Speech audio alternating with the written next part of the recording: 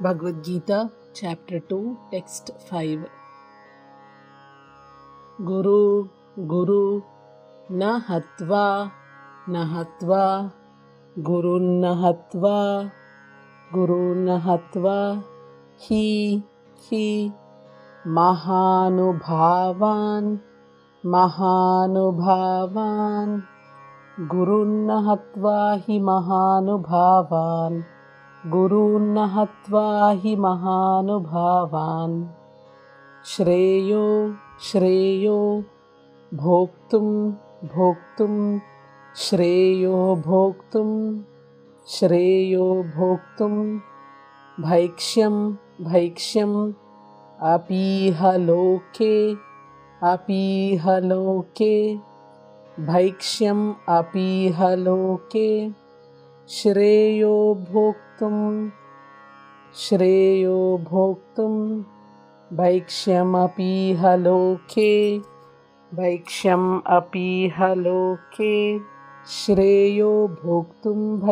apiha loke, Shreyo bhoktum, Bhaikshyam apiha loke, Gurun na hatva hi Mahanubhavan.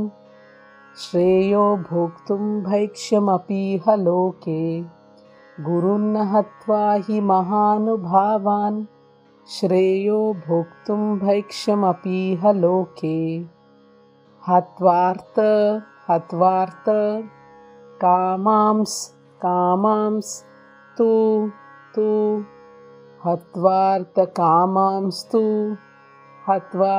kamams tu, Gurun, ihaiva, Gurun ihaiva, Hatvartha kamamstu Gurun ihaiva, Bhunjiya, bhogan, Bhunjiya bhogan, Rudira, pradigdhan,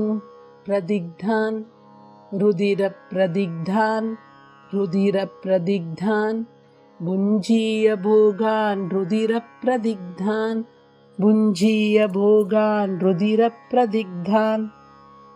Hatvartha kamamstu Gurun ihaiva, Bhunjiya bhogan, Rudira pradigdhan, Hatvartha kamamstu Gurun ihaiva, Bhunjiya bhogan, Rudira pradigdhan. Gurun na hatva hi Mahanubhavan. Shreyo bhoktum bhaikshyam apiha loke, Hatvartha kamamstu Gurun ihaiva, Bhunjiya bhogan, Rudira pradigdhan. Gurun na hatva hi Mahanubhavan. Shreyo bhoktum bhaikshyam apiha loke, Hatvartha kamamstu Gurun ihaiva, Bhunjiya bhogan, Rudira pradigdhan. Hare Krishna.